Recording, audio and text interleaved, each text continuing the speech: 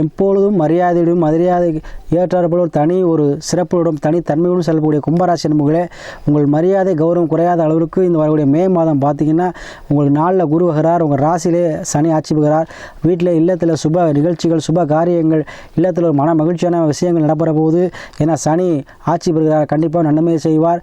மன உளைச்சலுக்கு என்ன விஷயம் உங்களை பாதிச்சோ அதுலேருந்து மீள போகிறீங்க.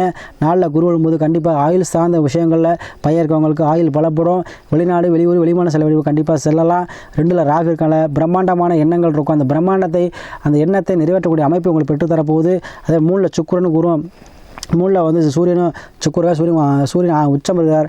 உங்களுடைய வைராக்கியம் இன்னும் அதிகமாகி தன்னம்பிக்கையோடு செயல்பட போகிறீங்க. ஒரு தனித்திறமைகள் உங்களுக்கு வெளிப்பட போகுது. ஒரு கால்நடை வாங்குறதோ இல்லை செல்ல பிராணிகள் வாங்குறதோ இல்லை ஏதோ ஒரு வகையில் தொழிலுக்காக வண்டி வாங்குறதோ சொகுசு வாகனம் வாங்குறதோ டிரான்ஸ்போர்ட் வாங்குறதோ ஏதோ வகையில் உங்களுக்கு வண்டி வாகன சேர்க்கை கண்டிப்பாக ஏற்பட போகுது.